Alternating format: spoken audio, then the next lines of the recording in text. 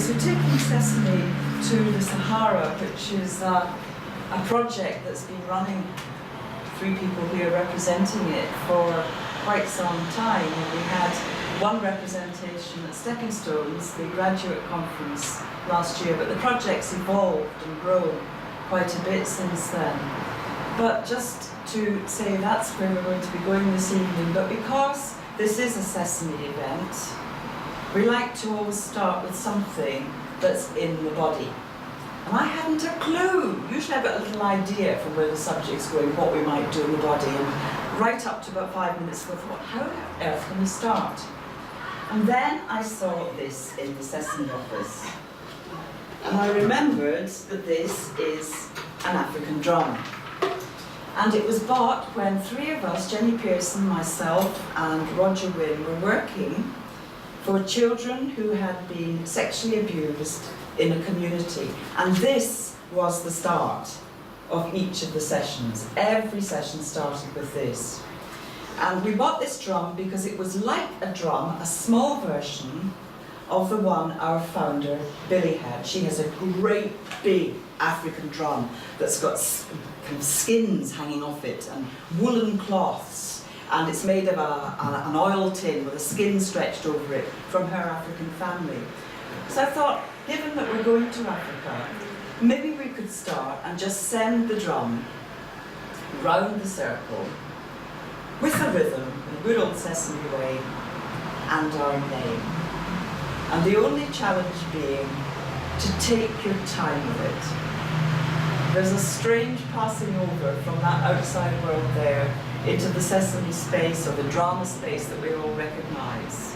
So really to slow down into hearing it and working with it from that point. So I'll start, and it's all right, I'll go that way. So prepare yourselves for a shift. We're due to welcome you to, thank you as part of the team that is here in a different role this evening, and over to you to take us to the Sahara. Sally Ann is still somewhere out there, she may or may not arrive, so just so you're aware. Great. Well, thank you very, very much for coming, particularly on such a sunny, beautiful evening, for dragging yourselves into a dark room in Southwark. We are... What am I talking about?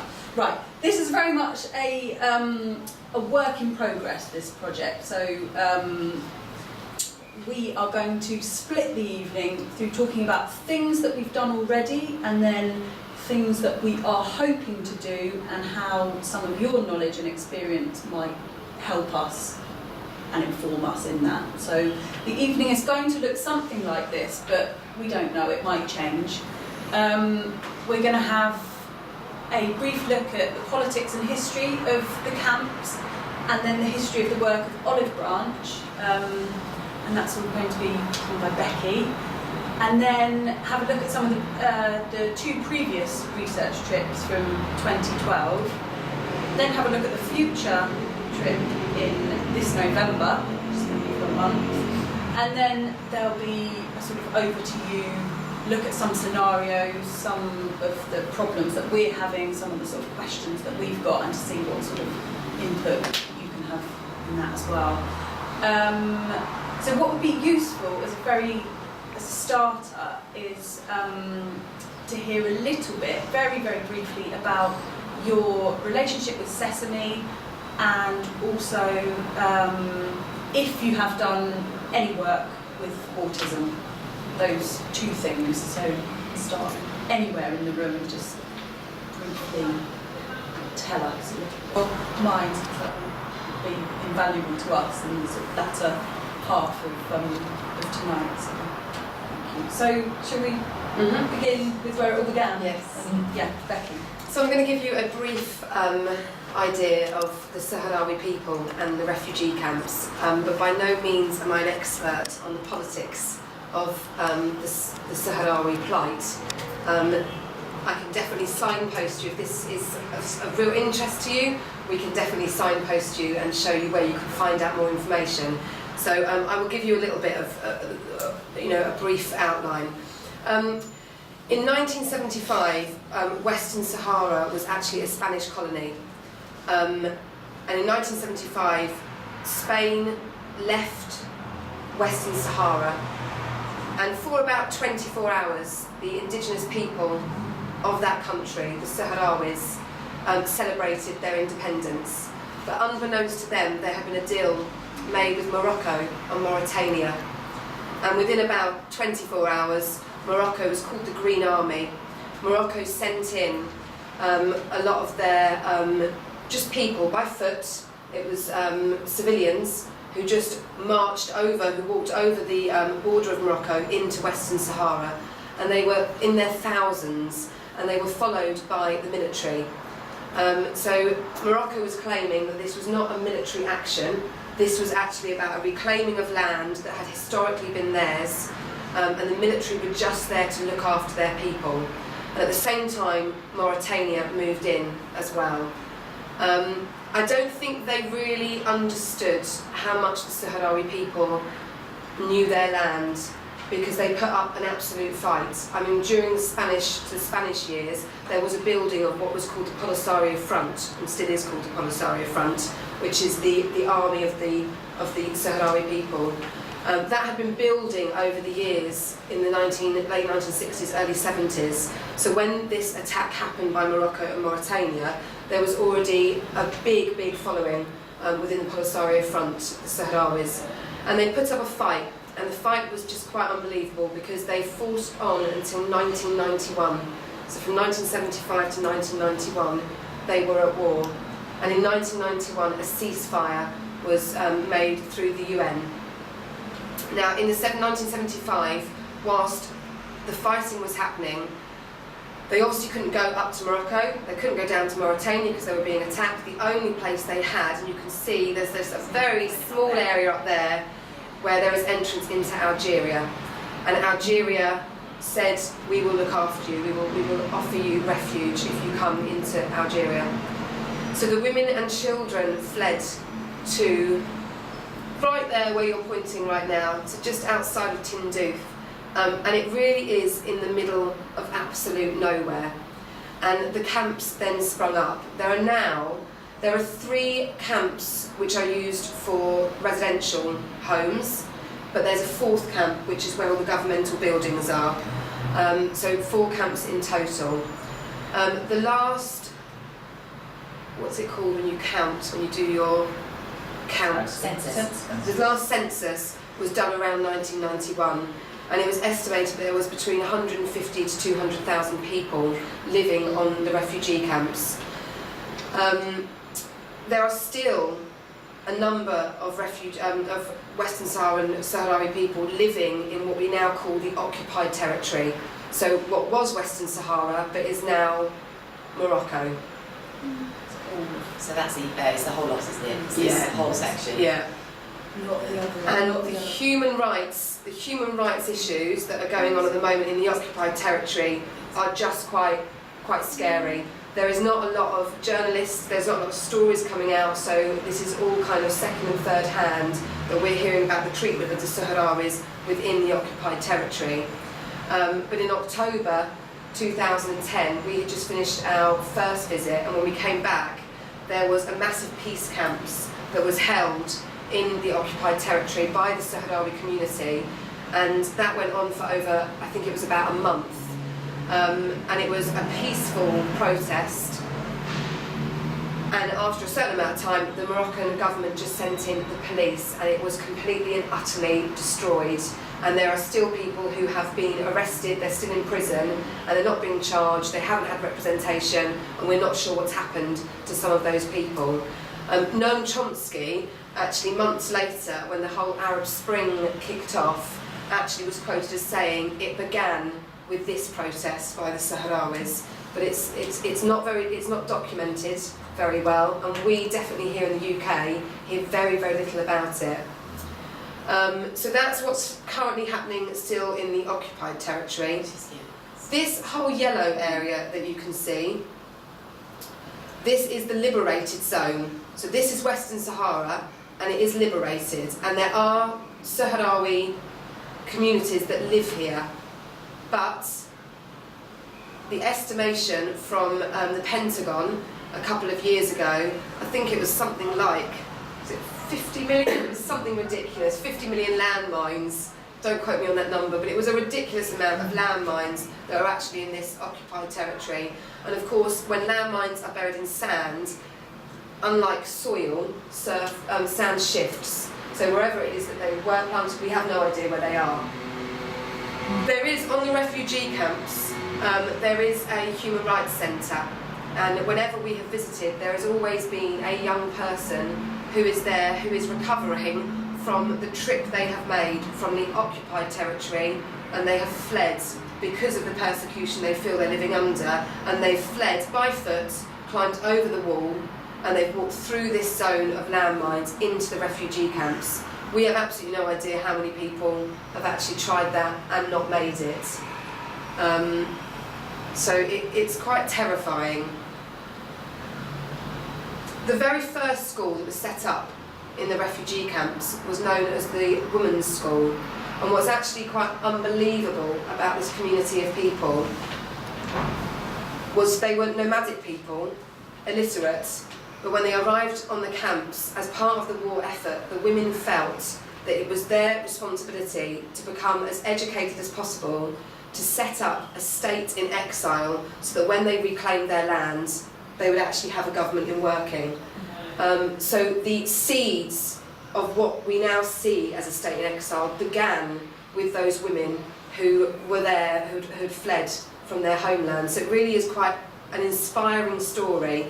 The women are immensely respected, and that's just, it's very unusual the world over, where you have an elders of women that are held up with such high esteem.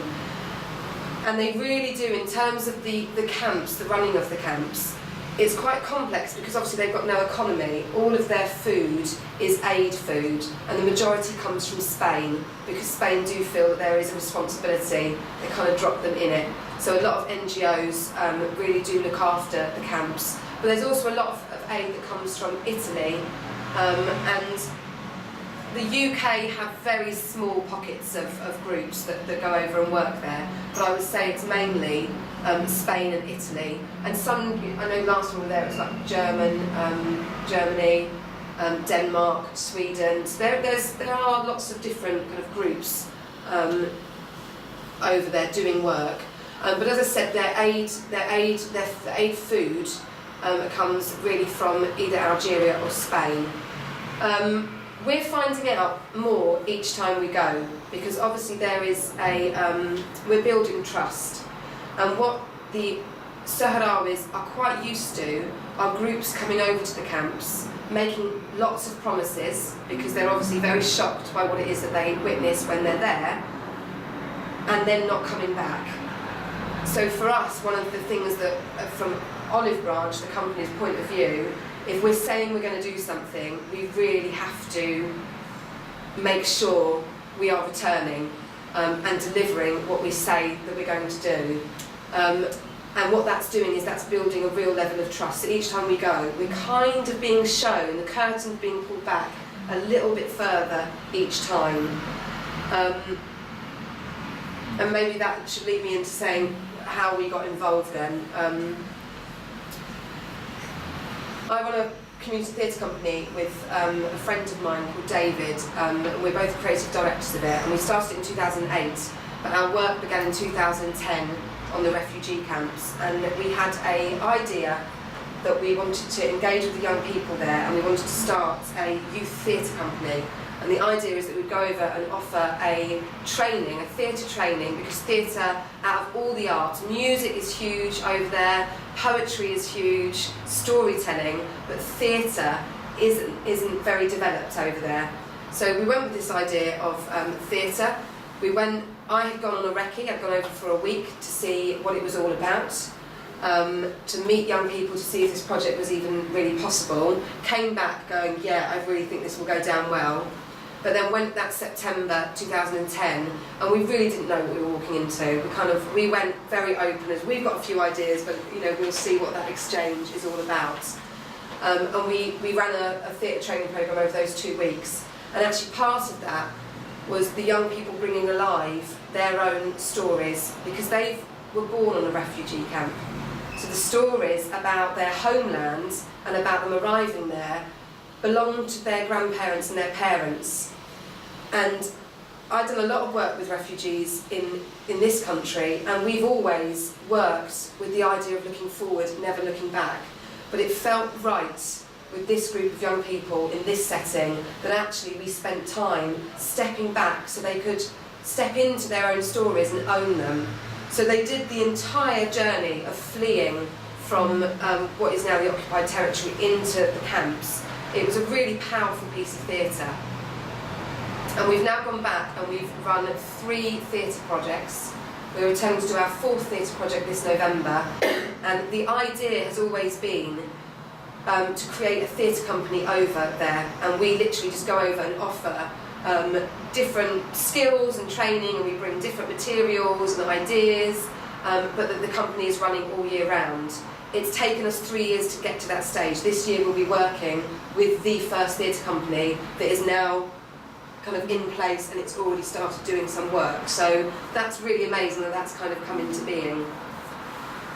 During that time, I then started my Sesame training, and as soon as I started my Sesame training, I kind of just went, this makes sense, that Sesame is there.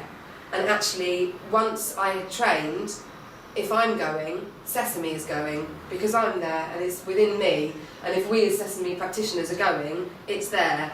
So after our training, literally 2 days after we finished our vivas, 10 of us took off to the refugee camps and went. And it was purely because I was planning to go, and I just opened it out and just said, who wants to come? I really want to try this out and see if there is something in this. And people were mad enough to say yes, and they came. And so we looked into different settings that we'd come in contact with before, we'd heard about, but we wanted to know more about. And that was the special needs schools and also the landmine centre. And so we spent a number of days in each of these settings in different configurations. It was usually like 2 Sesame practitioners with a translator who was then working. The idea was one-to-one, but actually it was then, we were going into a resident of the landmine centre's room, and actually we were meeting the entire family or their friends. So we were working with everybody who was then present in that room. And then we went and did some work in the special needs schools. So that's kind of the beginnings of Oliver. I'm aware that I'm saying a little bit which is dipping into what you're about to talk about, so I'll hold back on that.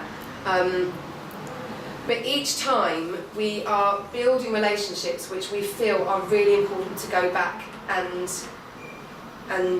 grow and develop.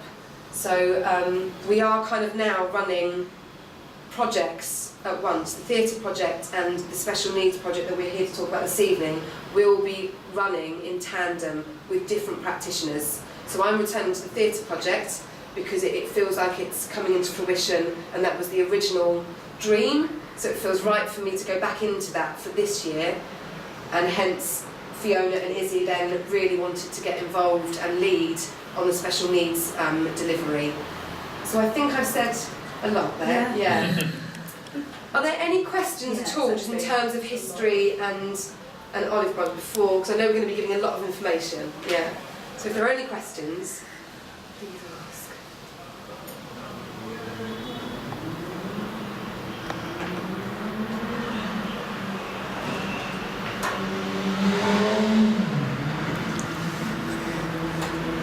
If not, should we press on? Yeah. Okay, I'm sure they'll come. We've got quite a lot of information so far. I was just thinking at this point it might be quite nice to show photos so that you've got an idea in your head what this place looks like.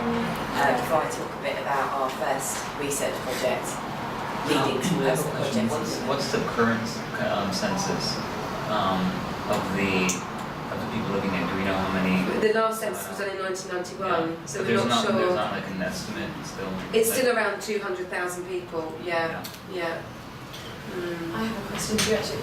The theatre company that started, is that young people or is it a sort of all age adult? So it was a youth theatre for the first 3 projects, but when we go back in November, it's actually using some of the young people who have taken part, but it's also other ages as well. Yeah.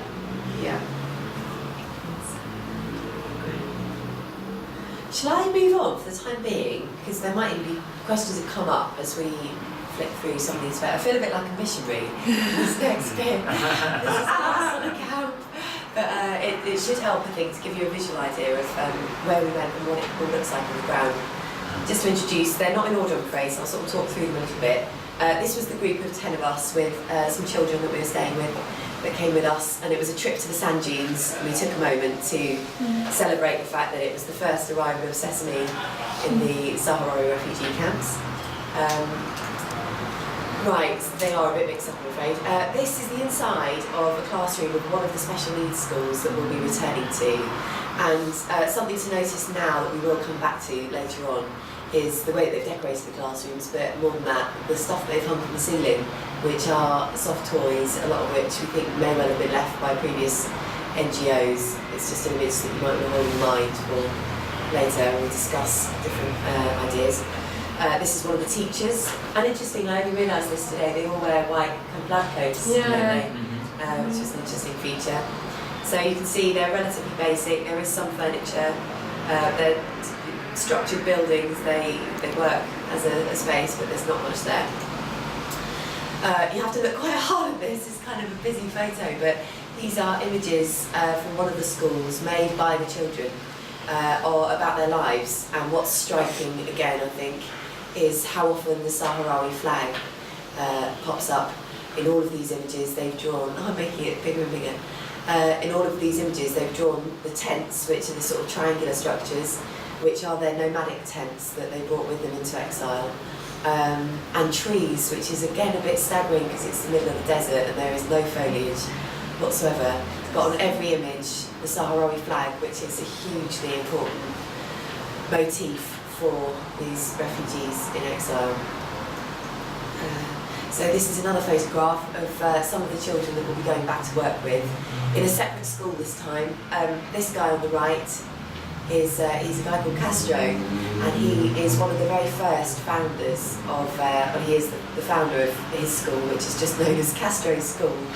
And it's, I think, one of the first schools in the camp specs, am I right? Yeah. And we found out a sort of fascinating story about him quite late on into the trip, which is that he had discovered in and around the camps that many of the disabled children during the day would be tied to the poles that were in the middle of the tents to keep them from disappearing while their family were goat herding.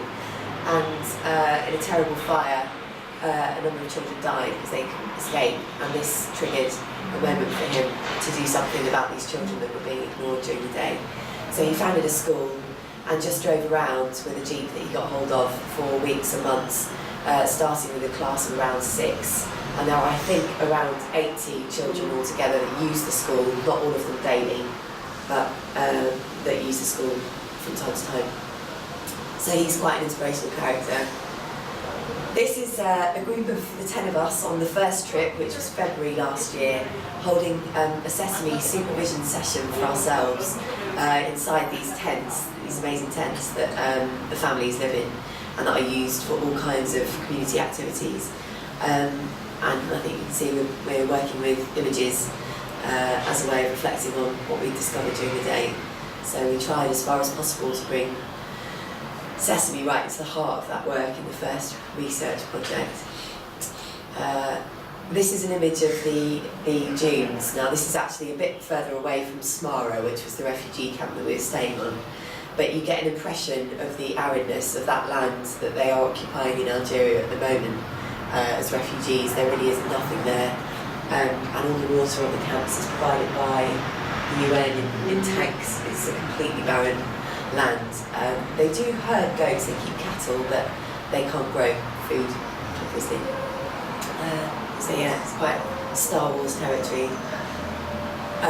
This is an image from the Landmine Victim Centre, which was one of the places that we've had been working in, both in February last year and November.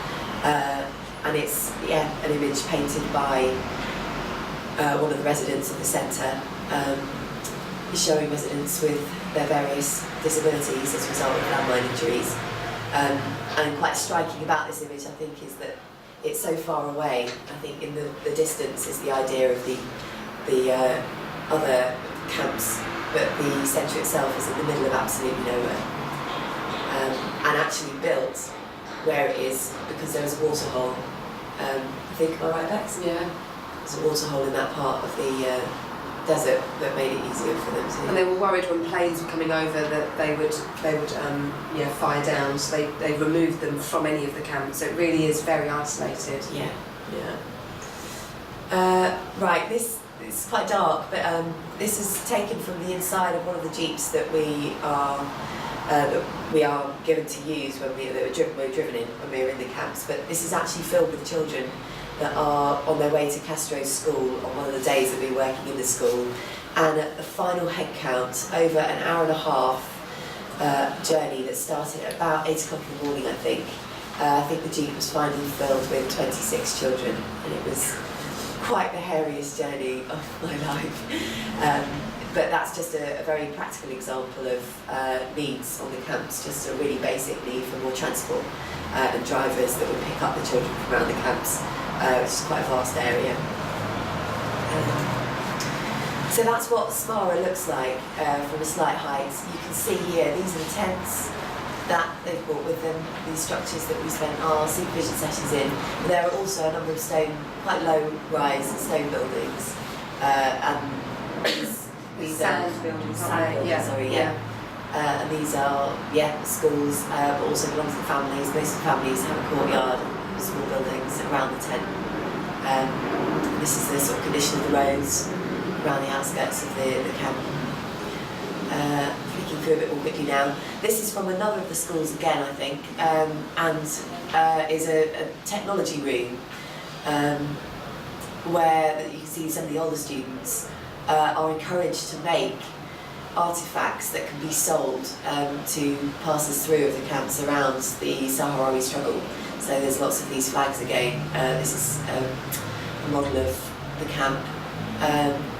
But there's quite a strong focus. We noticed in a couple of the schools there were sewing machines and a lot of woodwork. And so despite having very few resources in other areas, there's quite a strong focus on skill learning, specifically to make things that can then be sold, which is something we'll return to later.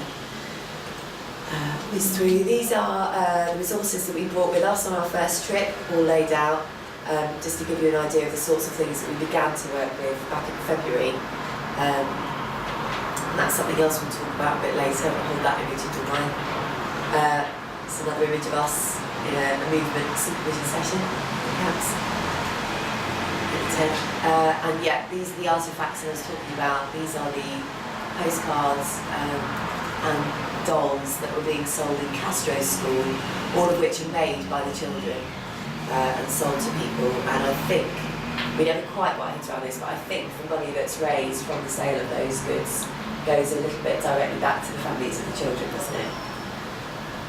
I'm not sure about that. Okay. Yeah, I'm not sure. There's some question around the sale of the goods, but that's.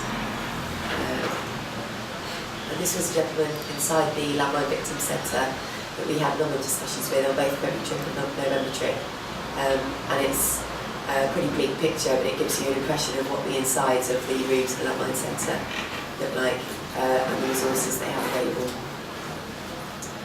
And finally, I think we're getting towards the end here, but this is the inside of one of the places that we visited in February, which was a kind of adolescent unit for children that had been expelled from the other schools in the camps.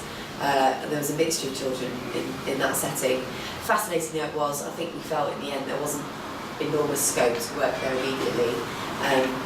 But we had a day meeting the director of the centre and learning about the way that centre will come into being. This is the room that we were staying in. Oh my goodness. The room that we were staying in. This gives you an impression of what the insides of the houses look like. And there were 10 of us staying in that room for the whole 2 weeks of the first project. It's quite an intense experience for us as therapists working together. Just finishing training together. Yeah. So these are what the rooms look like. And that's where we slept, on the sides where there I was was sitting. those mattresses. Yeah. So I think that brings us This is one of the last photographs yet, so it's another. This is one of the translators that we've been working with on both the last trips. And again, the teachers in one of the other schools, the white lampposts. This is an image taken from the inside of the adolescent unit. This is their sleeping accommodation. That brings us back to Sahara. That's what Sahara looks like from the road. I think I'm going to leave it there before I turn into a fully fledged missionary. And now talk a little bit about the first trip that we took following Olive Branch's work in the theatre project. Our first trip when the 10 of us went in February last year. Becky sort of outlined it briefly already, but just to say, we went out with 3 aims really. We called it a research trip and went out very much as researchers from the off.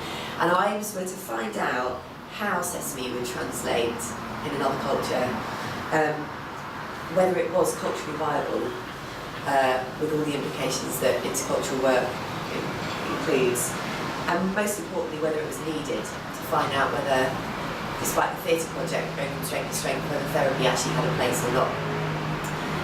So as Becky mentioned, we spent 3 days in a special needs school, 3 days in that mind centre, and a day working in the adolescent unit. And we had taken with us as sort of samples of Sesame for each of those places, name games, story making activities, image cards like those that I showed you in our supervision session, and board games as well. Given that we were working in each of the places with a translator, one of our first hurdles was to get around communication and meeting these people who they were. So there was quite a lot of game playing. We worked with translators, and as you saw in the pictures, we ran daily supervision sessions for ourselves and the translators that we work with. So that's what we did, and they were our aims. I'm now going to spend a really short period of time flagging up some of our learning outcomes from that trip, of which there were vast numbers, and which have influenced the following trip last November and what we'll be doing this November as well. And they're sort of the intercultural dimensions of the project. So what it felt like for us as recently trained Sesame therapists to be working in another culture. And the first thing that we came across that sort of smacked us in the face, and we hadn't anticipated this, but it's an Islamic culture. And when we started speaking to our supervisors, to our translators, in supervision, about the point of some of our exercises, the word self, which is of course intrinsic to Sesame, came up immediately, and was sort of at loggerheads on a number of occasions with the more collective idea, the Islamic idea of Allah's will, rather than the self driving change. An awful lot of the way that the Saharawi have articulated their scenario and their future is through the will of Allah. So immediately we were wrestling with the implications of another religion and actually how we work with that, and not impose something that at times could be ethnocentrically Sesame onto that culture. Perhaps even more importantly than that was the fact that we were working not only with an Islamic community but with refugees. And very quickly in our supervision sessions for ourselves, the theme of stuckness kept coming up and was absolutely reflective, we felt, of the political stuckness and the geographical stuckness of a community of people that for 25 years were in the middle of the desert, ignored by an international community. And what that brought up for us as agents of change, which is one way of thinking about ourselves as therapists, or at least people that are introducing the idea of change to other people, is what to do when certain things can't change, when a political system that you're not working inside of can't change. What are you aiming for when you're working with clients in a landmine centre specifically? So that sort of brings us to this sense that we were essentially working apolitically in a political context. We'd gone out not as people that were inherently trying to free the Saharawi from Moroccan occupation, but as people that were wanting to work individually with the souls of the clients, if you like, that we were working with. But we were caught up in a political situation, and everywhere we went and where we continue to go, there is a question that's in the air around how are you going to help us achieve self-determination and support our struggle as refugees, which was very much in the air throughout that first project.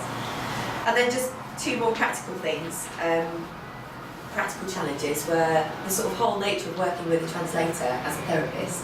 So in the special needs schools on a number of occasions, in the landmine centre, working one-to-one and doing quite intimate work in some ways, whether it be quite touch, sensory work or narrative work, and actually having to hand over a huge amount of responsibility for holding that space to a translator who was paid to linguistically translate what we were saying. How important that relationship was flagged up for us. And finally, another sort of challenge and interesting issue that we continue to consider is how to work with resources. So you saw from the picture we brought with us an enormous amount of stuff that we laid out on the floor of the tent, all of which we used to some degree, but in an area where there is very little and where they can't generate an awful lot either. The role of resources and how to make what you use sustainable. So there's some intercultural dimensions to consider. And I'll finally sort of come on to November last year. So that was the first trip, 10 of us, in February. And we came away feeling like there was an awful lot of scope for some stuff. We had a lot of unpacking to do. In November, Becky and I went out, just the two of us, alongside the team that were continuing with the theatre project, to work more specifically in the landmine centre and the special needs schools and try and figure out what shape the work would take if we were going to return. So rather than consider the cultural aspects this time, if we're going to go back, what are we going to do? What does the project look like? Most of our time was spent with residents of the landmine centre, collecting their stories and feeding them into the theatre project, which was a lovely and interesting project in and of itself. And that relationship is kind of an ongoing question about how to develop that. More strikingly, in the middle of the 2 weeks that we had last November, we held a day for the staff of the 3 special needs schools in the camps and said, we'd love to meet you and we'd love to hear your experiences of working in these schools. We wanted to offer them a platform of exchange because we didn't know how often they get to meet each other with vast distances between the 3 camps. We quite like the idea of bringing them all together to share best practice and experience.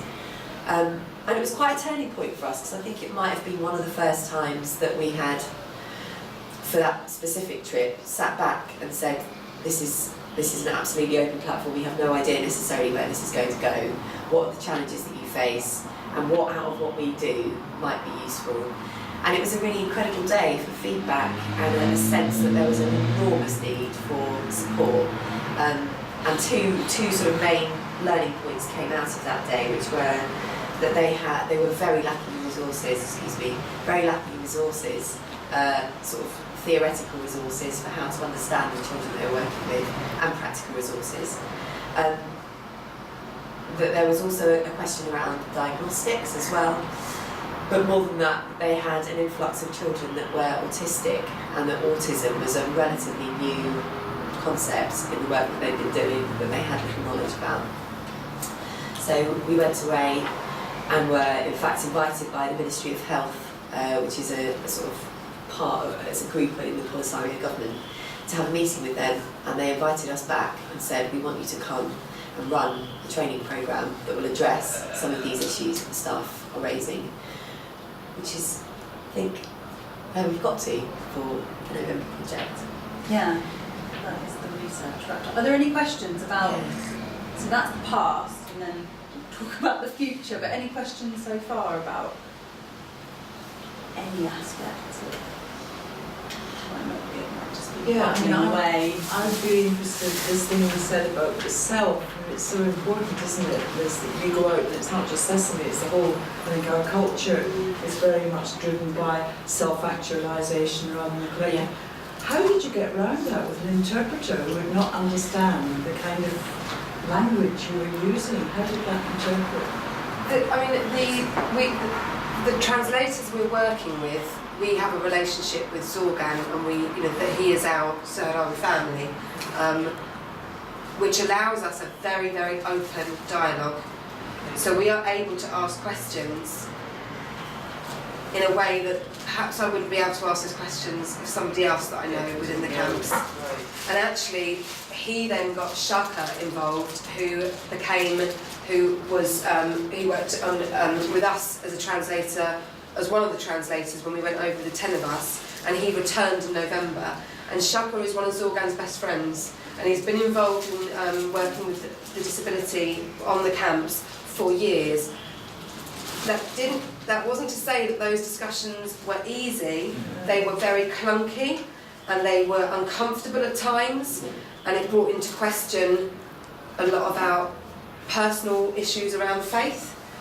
But it never felt that this was going somewhere which would break down and we would never be able to salvage this relationship. The relationship's there, and so what that allows us is to actually say where it is we're coming from, say what we're questioning, and for them to create a dialogue with that. So it's quite an interesting group of people that we happen to have, and that's by chance that Zorgan happened to be our first translator on that project.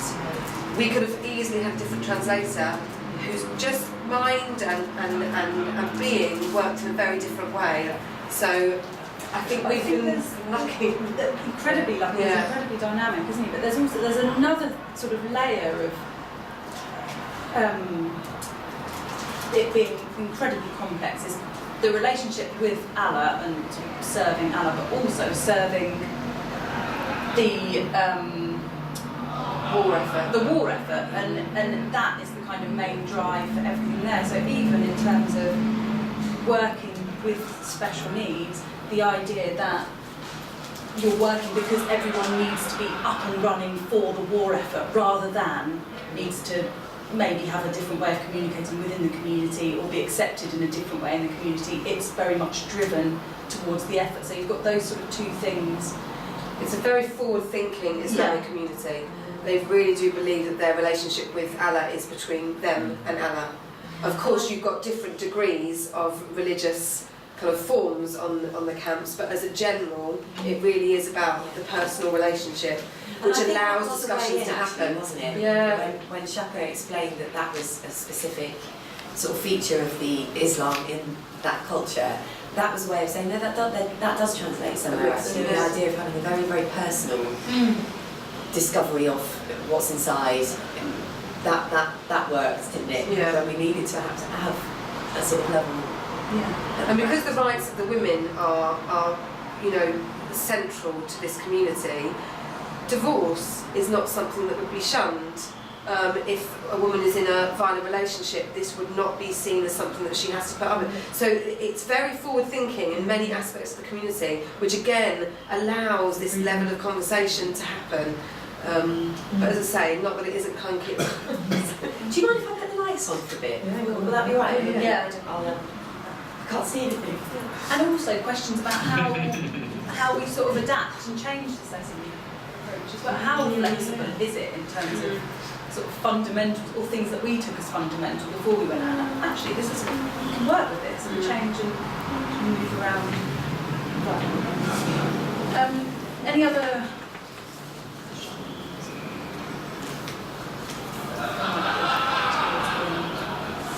They're loving it. Okay, so I'm going to talk very briefly before we do a tea break about what November is starting to look like. It is, in my head, there's a slight image because I've been there, but knowing from being there, it definitely will change from what is in my head at the moment. So, some of the aims then that we've got for November. We're aiming to go for 3 to 4 weeks, 3.5 minimum, to work within 3 separate special needs schools on 3 different camps, to deliver 5 days of training to each school. So what we're hoping to do is, in that time, have contact in training form with roughly 40 teachers who in turn will have contact and hopefully impart some of that training to upwards of 150 pupils that attend those schools. One of our clear aims is, what we're hoping to do is to promote a deeper practical understanding of therapeutic techniques, knowledge and experience because of the specific request last November, focus this time on autism. One of our other aims is also to increase resources from the UK. We're talking to a couple of organisations over here who can sort of provide some very practical resources to take over. Hopefully that can be an ongoing relationship as well. But then also alongside this idea of sustainability, not just in education and training, but also in the resources, which can be informed by the local environment, which looks barren, but in my head it's some kind of gold mine that we can really work with. Some of the things that can be recycled, and also just the beauty of having loads and loads of sand. Surely this can be something that can be capitalised on. So the aim as well for this month is to be like a building block for a sustainable project and an ongoing relationship and training input from Olive Branch in schools and then the wider community. So this isn't kind of standalone island of a project, but something that hopefully has a trajectory. So I'm going to give you a rough outline of the project in my head, which is going to change. At the moment it doesn't look very Sesame. We've gone for a sort of very practical approach. But like Becky said at the beginning, it's always going to be underpinned, because of our background, by creativity and experience from working in a kind of Sesamic way. So that will be in the delivery rather than how this looks. Black and white is quite sort of practical, but we're looking at theoretical, practical and kind of experiential experience for the teachers. So I'll break it down into the days briefly. Day one, an introduction to autism. There is, from what we've grasped, any information, any sense of training is more than there is at the moment. So starting with the basics. Day two, looking at symbols and signing. We saw no other forms of communication other than, well, verbal communication. A bit of sensory things, but nothing using symbols or basic signing stroke Makaton. And we found some people who have developed Makaton in Saudi Arabia, so have some things that we can reproduce for an Arabic speaking community. This is all a massive work in progress, and it might be that each school experiments with its own set of symbols that work for them. It might be that it doesn't work because of I don't know how that would sort of translate from Arabic going into symbolic form, but these are all things that we're going to discuss and work with, and also creating something like that, so creating new language. So lots of kind of food for thought there, and where you can go with using symbols and work can be, opens up a lot in itself.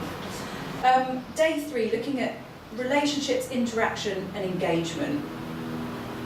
Some theory behind that. Looking at two particular things which could be useful away from autism as well, because obviously not every child that is at the school is autistic. Looking at something called Lego therapy and social stories, which you've probably heard of, which look to sort of increase interaction, autonomy, relationship building. Is that appropriate? Is that something that we need to push or encourage, or is it about ways of working with the communication that the person is presenting? These are all sort of food for thought, I guess, and sort of areas for fostering discussion and research at the time. Day four, something slightly more Sesame, looking at intensive interaction and a kind of sensory integration. And then also some of the looking at how working with the senses can use the local environment as well, what we can create through recycling things, what we can use with weighting things with sand. All of these things sort of flying off in my head at the moment. And then day 5, hopefully including some family members and a real sort of celebration, which I think they're quite keen to sort of, celebrate their work, celebrate people coming from outside, and having a really sort of creative day where really underpinned by the idea of play, of interaction, of creativity, through that hopefully some of these things could then be sort of taken back to homes, or just different ways of possibly communicating with a child and seeing things like that, and lots of making. So ideas of sustainability from those, we're looking, which started very briefly in November, about an idea of a network between the schools. There's no communication between different schools, there's no skill sharing or kind of real support between them, and that would be something that would be fantastic if we could. I think they got quite a lot out of mixing with each other. Sustainability of materials, like I said. Currently also looking at creating a relationship between a school down in Sussex and a school on the camps. How that will look, I'm not quite sure, but some idea of communication between two worlds and a shared, it's a school for children with autism, so how that would look. And then leaving behind some sort of solid training booklets, which is kind of work in progress. In terms of beyond then, we're looking, at the moment, we're looking at a funding bid for a 2-year post, someone, so there's potential to go out even twice a year next year. Beyond what we're doing in November, more interest in kind of community development as well, community discussion in terms of SCN, in terms of working with disability in the community on the camps. But like we've said, it might be lots of discussion in terms of where we're sort of starting with that, and the idea that the Polisario need people for their cause is a kind of complexity in itself, but how we begin to work with that. More family inclusion and input, and then also scope for training in other things beyond autism, so using this as a kind of starting block for seeing how that goes. Do you need more of what we talked about this week? Is there something else? Are there a handful of other children who you could, it's this sort of ongoing questions, ongoing research to then go back with something else next year that we'll cover. So that's a big mush in my head, but that's sort of how it's looking at the moment for November. So how, we've got a couple of questions that we wanted to pose to you, but I don't know if you'd like a cup of tea or if you'd like to be asked a question. And think about it. Or think about it over a cup of tea. Think about it over a cold drink. Over a cold drink. Well, we put it up on the board and then have a cup of tea, have a little think, and then come back and to work with go-tos. So You see, we can still see the lights on. yeah. So with all of this information that we just bombarded you with for an hour, holding that in mind, briefly, what would you highlight as some of the challenges of using Sesame on the camps? And what is specific or unique to Sesame that could be useful in this project? Just some small questions there.